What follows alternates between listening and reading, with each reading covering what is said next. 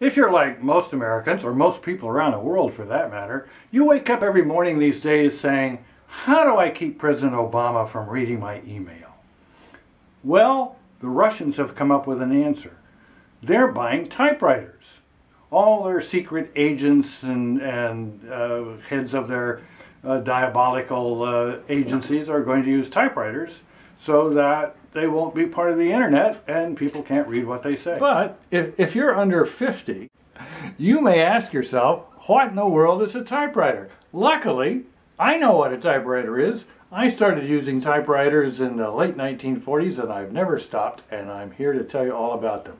First, we're going to look at some old typewriters so you'll get a sense of the history of this wonderful machine, and then I'll teach you how to type on a real machine, a typewriter. This is an Oliver. This was the most popular desk machine for businesses in the turn of the century. You see the keys came straight down from the top, so it was a very easy motion. Whap, they made this wonderful whapping sound. That's what we've lost with computers, no whap. I mean, people from Aristotle to Hemingway enjoyed that whap. Well, maybe Aristotle's pushing it back a bit far, but typewriters were invented around 1870. From then on, people like that whap. And now we don't have the damn whap. So what are you going to do? But anyway, whap, whap, whap. Now, the guy who owned this company, I suppose his name was Oliver, but I'm actually not quite sure of that, had this best-selling typewriter. It was the standard office typewriter, but he was tired of paying commissions to people who sold them in stores, so he decided he would sell them by direct mail. That didn't work. Oliver went bankrupt, or at any rate, it fell off the face of the earth. That's why you haven't seen very many of these machines. They're still perfectly good. They have a very easy motion. This was what we call a typewriter. This is an L.C. Smith, very popular machine, same time, turn of the century, but unlike the Oliver, it kept going. Smith became Smith Corona, and they still are big in the office thing. And this is a great typewriter. This is a typewriter I learned to use. And the thing is, they kept making them for another 50, 60 years. Pretty much just the same. The colors changed, but the operating system, as we say, was the same. Wonderful machine. Now, just so to get some sense of all the options that were available back around 1910, look at this thing. What is that? Well, this is a wonderful Corona Portable. It folds up, goes in a little case, but you unfold it and you have a great machine. This is something that if you were an author, hobnobbing with the rich and famous, and you know, going to the whatever, this club or that club in New York, you probably had one of these if it was 1910. Notice that this only has 3 rows of keys, and it has 2 shift keys.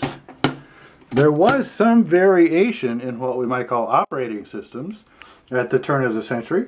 Some people like 2 shift keys and just 3 rows of keys.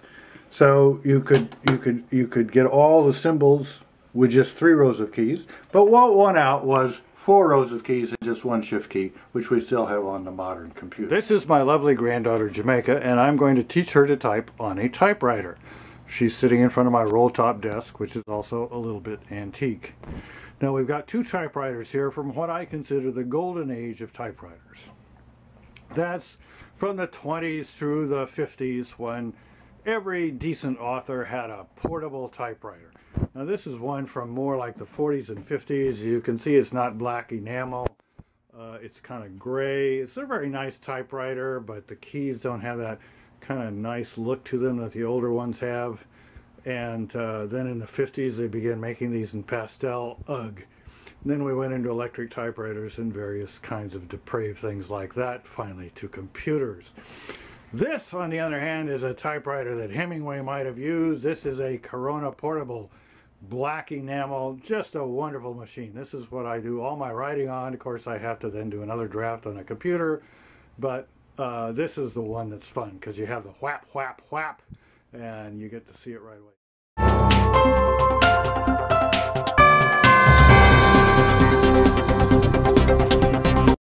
So, Jamaica, it's pretty clear how to use it, isn't it? You have any questions?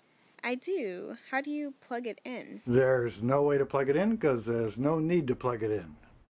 Okay. How do you turn it on, though?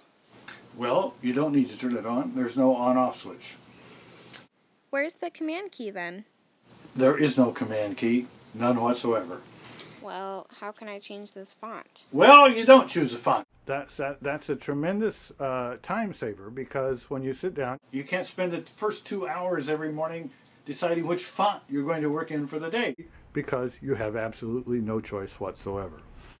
Okay, well then how do I print?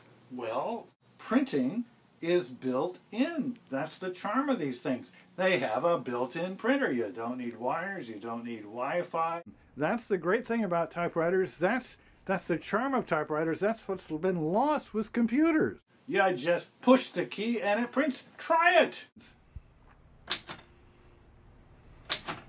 If you want to have more hints for good living through laziness and sloth, you can go to my website here, www.structuredprocrastination.com.